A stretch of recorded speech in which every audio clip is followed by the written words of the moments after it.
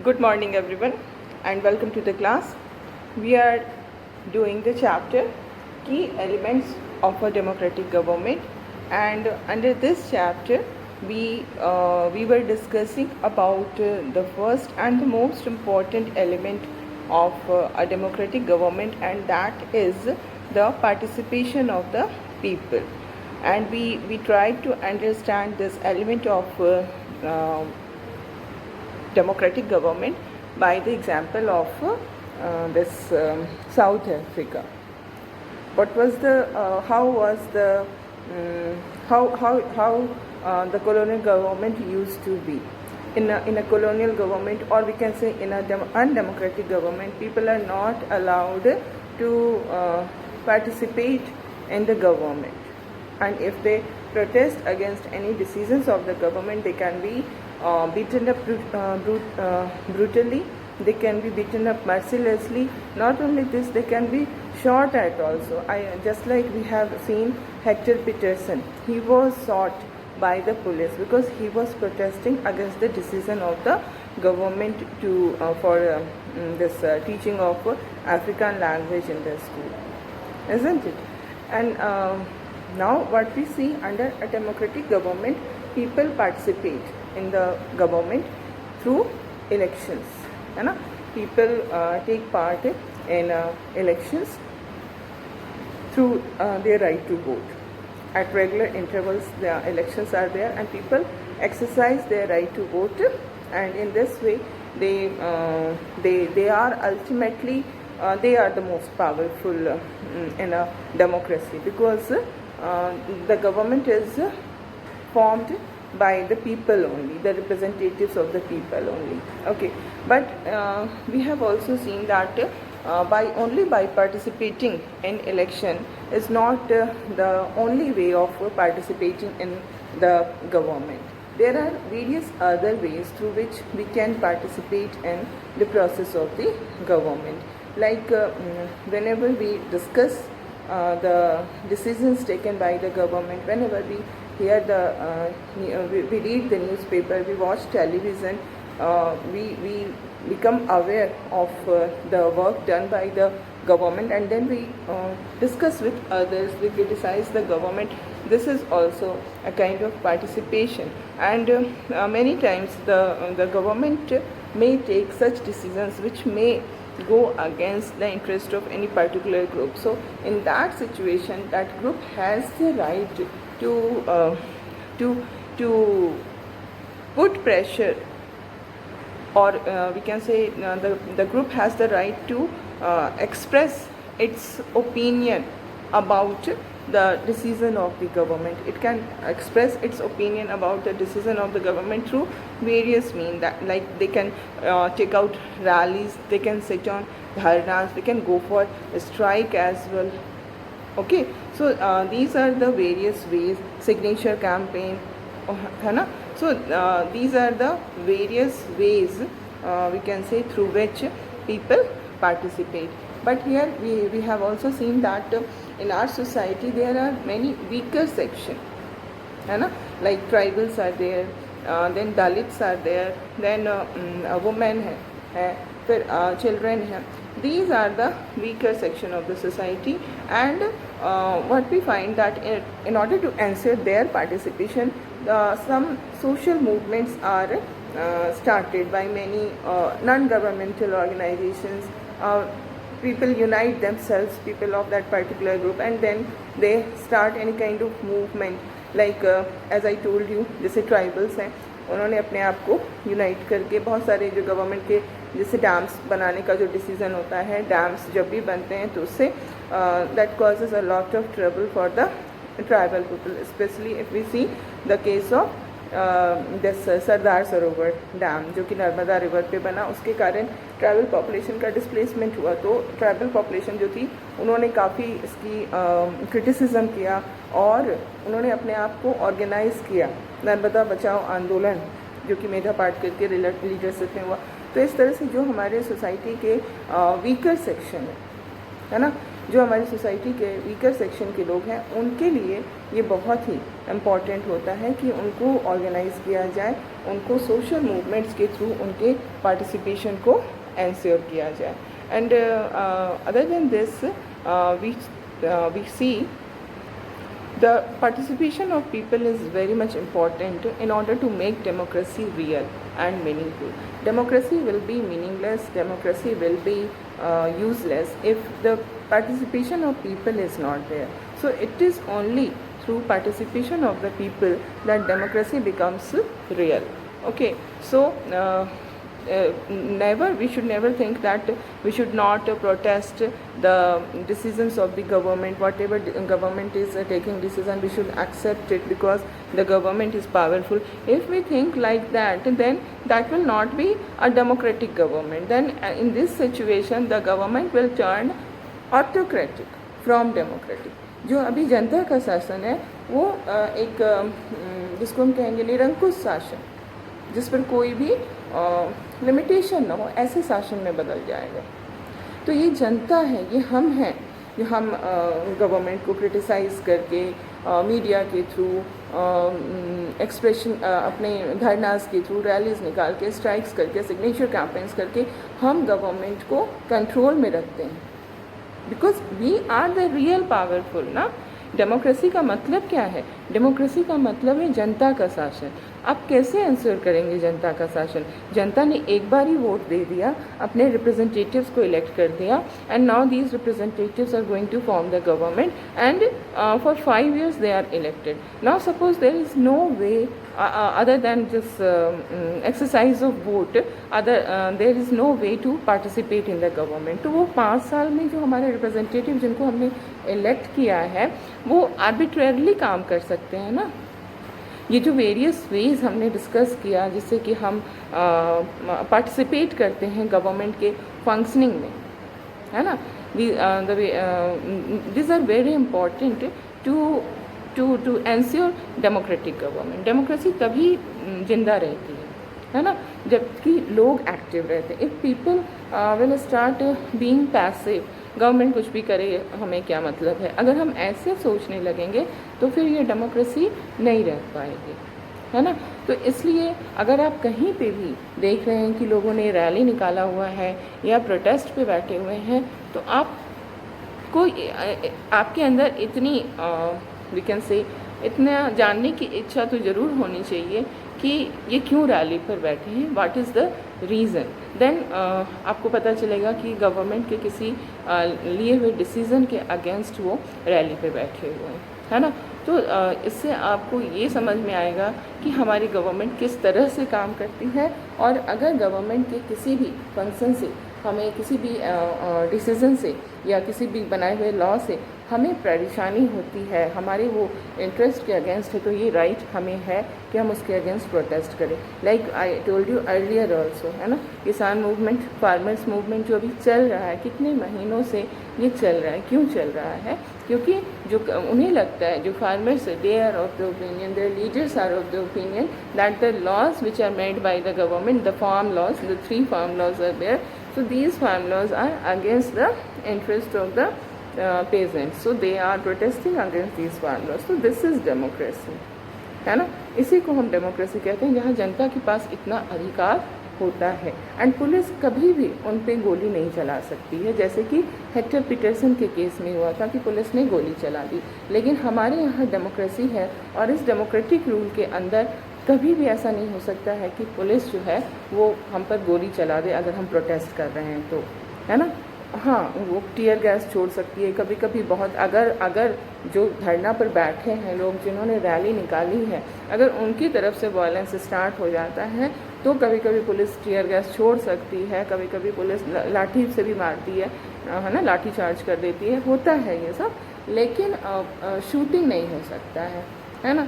तो और अगर पुलिस बिना वजह वायलेंस पे उतारा है तो उसका बहुत ज़्यादा क्रिटिसिज्म होता है, मीडिया में वो बहुत बड़ी न्यूज़ बन जाती है कि पीसफुली जो लोग धरना पर बैठे थे उस पर पुलिस ने वायलेंस यूज़ किया. तो उसके बाद क्या होगा? काफ़ी क्रिटिसिज्म होगा गवर्नमेंट का कि एक पुलिस को आखिर इसने ऑर्डर किसने दिया वायलेंस का, डंडे से मारने का, या अगर लोग धरने पर पीसफुली बैठे हुए थे तो पुलिस को किसने ऑर्डर दिया वायलेंस यूज़ करने का. तो इस तरह से गवर्नमेंट को ये छोड़ा नहीं जाता है, ये डेमोक्रेसी है.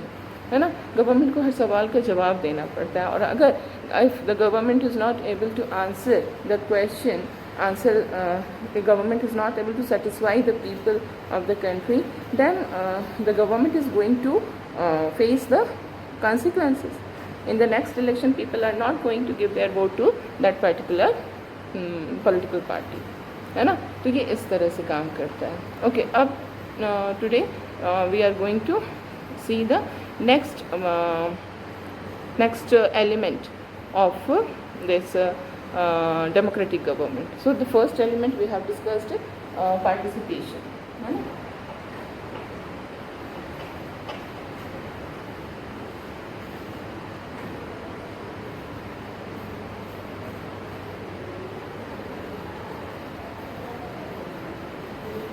The second element is need to resolve conflict.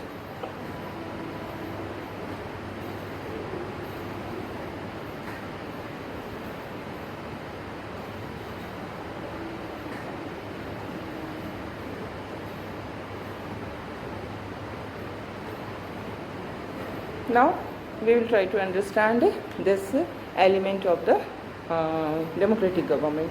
So when we were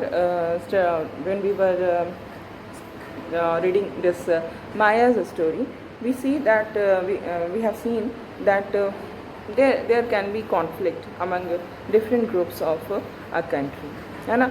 And this when there is conflict among different groups of the country, then it can lead to violence as well, and this violence can lead to death also, है ना. Because in such situation, when the two groups are in conflict, one group may decide that it is all right to use force to prevent the other group from protesting, है ना. जो एक group है उसको ये लगता है कि दूसरे ग्रुप को प्रोटेस्ट नहीं करना चाहिए. Like in case of Hector Pieterson, what we have seen that the group which was we can say the blacks of this Soweto township, they were of the opinion that the government should teach Zulu language, but the government was teaching this African language. So they were protesting against this decision of the government. And now what we see that the whites are of the opinion that the blacks have no right to protest against the decision of the government, and if they are protesting, then they will be beaten up, they will be shot at, है ना. तो conflicts जब भी दो groups के बीच में होता है, तो ये कॉन्फ्लिक्ट बहुत ही इसके जो कंसिक्वेंसेस हैं, बहुत बैड कंसिक्वेंसेस हो सकते हैं अगर उस पर कंट्रोल ना किया जाए, उसको पूरी तरह से छोड़ दिया जाए, है ना. तो कॉन्फ्लिक्ट्स होना बहुत नेचुरल है. It's very much natural to have conflict. Conflicts क्यों होते हैं? Why conflicts are there among different groups of people? The main reason for conflict is that the people are having different culture, different religion, they belong to different regions, their economic background is also different from each other, है ना. And many times it may happen that any decision taken by the government, because of that decision, any group may feel that they are being discriminated against. The government is not taking into consideration their interest, their need and their demand, है ना. क्योंकि बहुत सारे different diverse groups होते हैं किसी भी country के अंदर. डाइवर्स ग्रुप्स होते हैं, लैंग्वेज है, कल्चर है, रिलीजन है, इकोनॉमिक बैकग्राउंड डिफरेंट है, तो लोगों के बीच में बहुत डिफरेंसेस हैं. और ऐसे में जब भी गवर्नमेंट कोई भी डिसीज़न लेती है, कोई भी लॉ बनाती है, तो उस बिकॉज ऑफ दैट डिसीज़न और law, any group may feel that they are discriminated against, है ना. अब उनको लगेगा कि हमारे साथ इनजस्टिस हो रहा है. सो what they can do, they can go for violent means also in order to settle their differences, है ना. किसी भी मान लो उनको लगेगा कि गवर्नमेंट ने जो डिसीजन लिया है वो एक पर्टिकुलर ग्रुप के लिए तो बेनिफिशियल है, बट हमारे ग्रुप के लिए वो हार्मफुल है. So what they can do, they can go for violence, है ना. आपस में मारपीट करके वो सोचेंगे कि हम इस मुद्दे को सही कर देंगे। और इस तरह का अगर वायलेंस होता है कंट्री के अंदर, तो what does it mean? It means that there will be atmosphere of fear and tension, है ना। in the country there will be atmosphere of fear and tension, because हर कोई हर समय एक तरह का fear में रहेगा कि कभी भी वायलेंस हो सकता है, क्योंकि इतने सारे ग्रुप्स हैं, कोई भी ग्रुप हमारे अगेंस्ट हो सकता है और वो उसके कारण वायलेंस कॉज हो सकता है, जो कि उनके लिए एक बहुत बड़ी कंसर्न का कॉज बन जाता है। तो इस तरह की कॉन्फ्लिक्ट्स होना बहुत नेचुरल है। जब भी जहाँ पर भी different type of people are living together, जिनके हर कुछ में बहुत सारे डिफरेंसेस हैं, जैसे कि I told you earlier also, तो जब भी इस तरह के डिफरेंसेस हैं लोगों के बीच में, तो कॉन्फ्लिक्ट्स होंगे, है ना। और अगर if there is if the government is not there to resolve their conflict, then these people will resolve their conflict by fighting with each other, by doing violence, by killing, by riots. All these things can happen in the absence of the government, है ना। conflicts जो है वो violence को lead करेगा, and that violence will lead to deaths and destruction, है ना। so this is one of the important we can say function, or we can say the responsibility of the government to resolve conflicts। कैसे conflicts को peacefully resolve किया जाए, जिससे कि violence ना हो, killings ना हो, destruction ना हो। so this is also one of the most important element of this democratic government, to resolve the conflicts in a peaceful manner। now what we can see that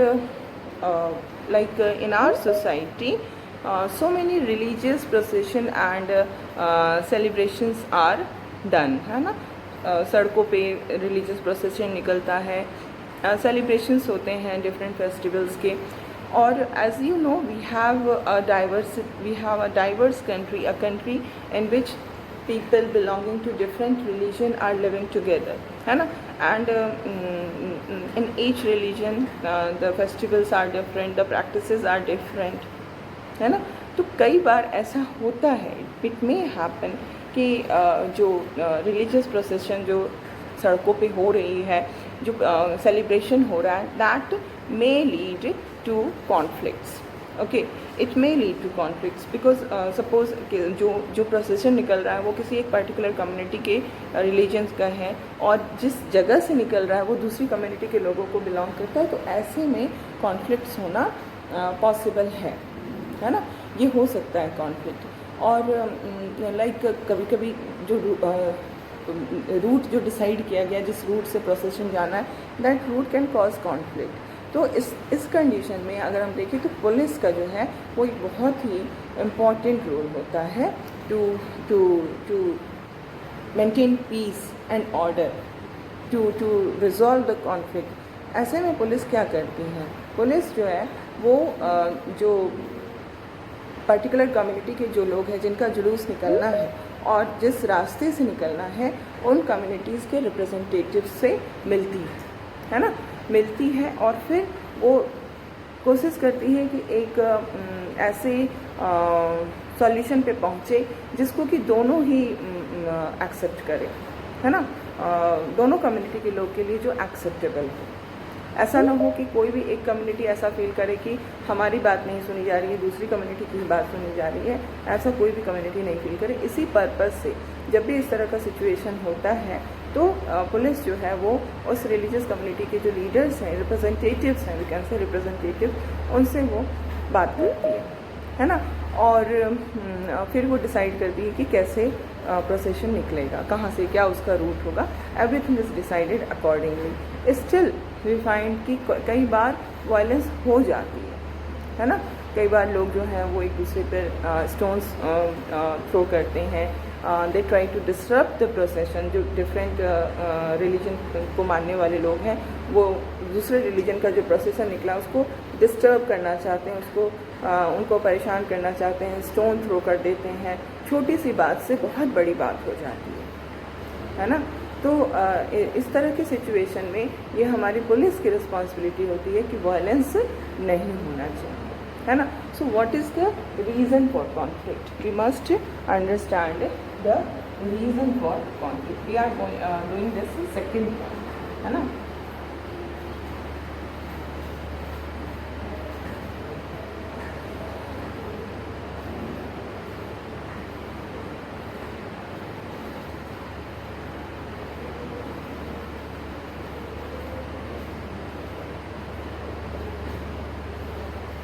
क्यों conflict होते हैं? जैसे कि हमने देखा कि जो फर्स्ट रीज़न है वो है हमारी diversity.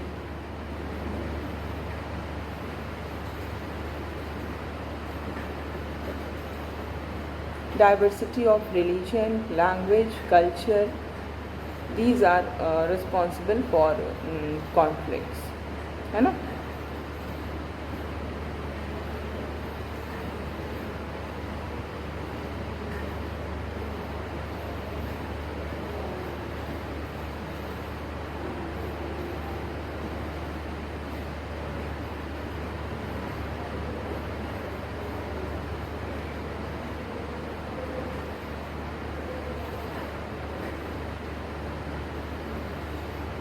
Okay, so this is one of the reasons for conflict which we have discussed right now.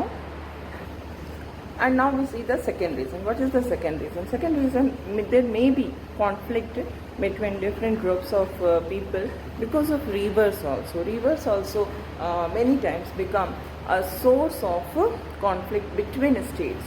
Not groups of people, but it becomes a cause for conflict between different states, है ना. So the second reason we can say rivers. क्यों reverse जो है वो क्यों reason बनती हैं conflict का? इसके लिए आपको ये समझना होगा कि कोई भी कई सारे ऐसे रिवर होते हैं जो एक स्टेट से स्टार्ट होती हैं बहना और दूसरे स्टेट में भी वो बहती हैं, तीसरे स्टेट में भी बह सकती हैं ना.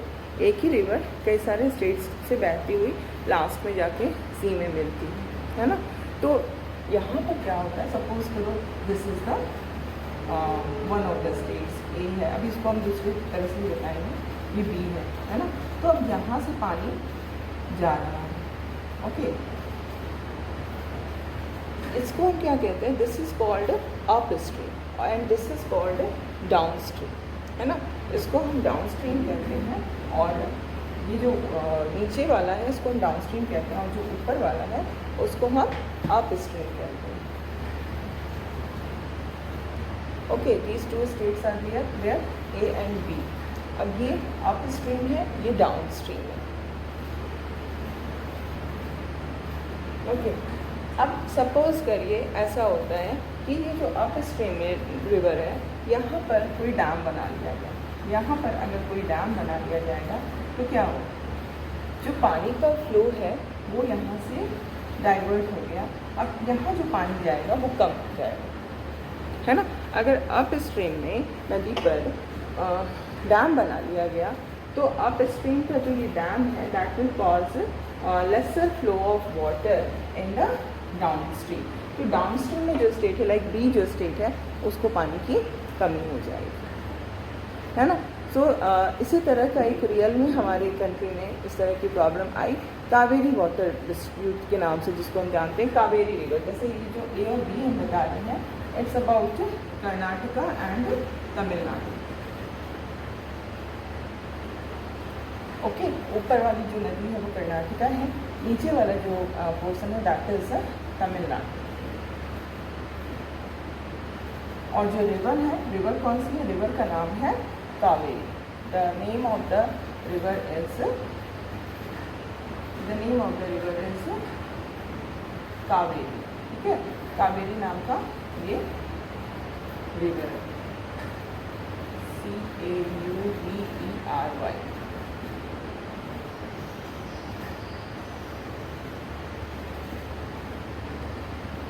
अब ये कावेरी रिवर जो है वो कर्नाटका से बहती हुई तमिलनाडु में जाती है. ठीक है, अब कर्नाटका में जो वाटर है वो कर्नाटका में उसको डैम बना करके क्या हुआ है कि वहाँ पर पानी यूज़ होता है. ठीक है, कृष्णा राजा सागर डैम जो डैम बना है उसका क्या नाम है? The name of the dam is Krishna Raja Sagar dam. तो कृष्णा राजा सागर डैम कहाँ बना? कर्नाटका में।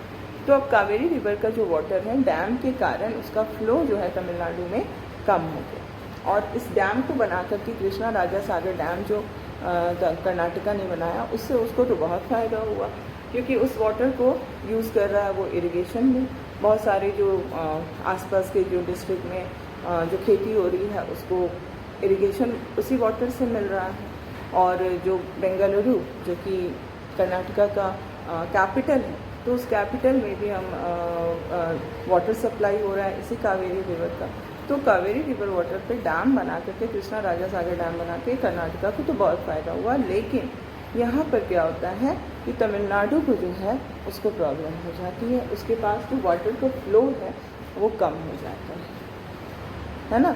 तो हालांकि तमिलनाडु में भी एक डैम बनाया हुआ है कावेरी रिवर पे, मैट्टूर डैम, है ना।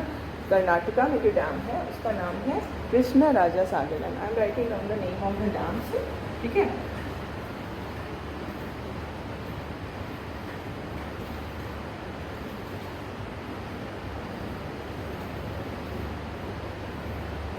कृष्णा राजा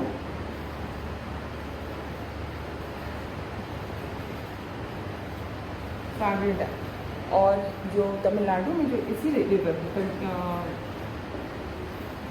कावेरी रिवर पे ही बना हुआ डैम है, and the name of the dam is Mettur dam.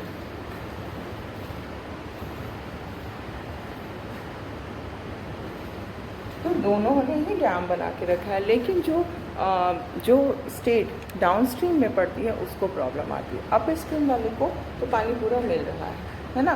तो डाउन स्ट्रीम डैम जो है तमिलनाडु में, उसमें वाटर आता ही नहीं है, उस पर तभी वाटर आएगा इस मैट्टूर डैम में जबकि कृष्णा राजा सागर डैम से पानी छोड़ा जाएगा, है ना।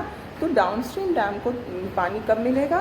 जबकि कर्नाटका अपने डैम से पानी छोड़ेगा। तो इस कारण से क्या हो रहा है कि दोनों के बीच में बहुत कॉन्फ्लिक्ट हुआ, बहुत लड़ाइयाँ हुई, और इन दोनों की जो लड़ाई थी वो सुप्रीम कोर्ट तक चली गई, है ना। सुप्रीम कोर्ट ने उसके बाद जजमेंट दिया, और उसके बाद फेयर डिस्ट्रीब्यूशन के लिए जजमेंट दिया, और उसकी जजमेंट के हिसाब से अभी दोनों के बीच में पीस जो है वो है ना। तो this is one of these are the reasons for conflict which we have discussed, है ना।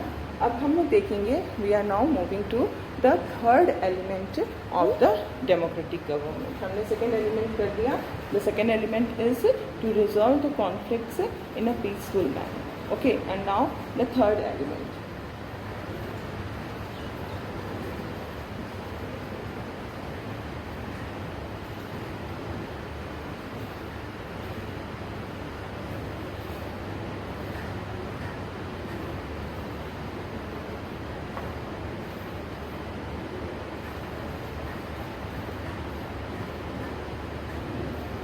Third element is equality and justice.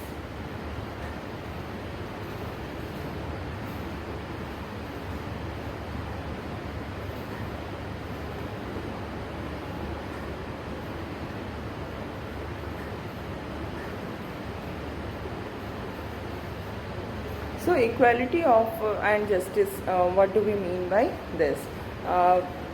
When we were discussing the story of Hector Peterson, we have discussed about this, है ना। Equality जो है और justice, ये दोनों ही democratic government के बहुत ही इम्पॉर्टेंट एलिमेंट है। And one more thing you must understand that equality and justice are inseparable. It means that they cannot be separated from each other. We cannot bring justice in the absence of equality. If we are talking about justice, then there must be equality. अगर inequality होगी तो justice भी नहीं होगी, है ना। justice के लिए ये बहुत important है कि equality हो. So that is why these both are related to each other, है ना. Equality and justice, they both are inseparable. They both are related to each other.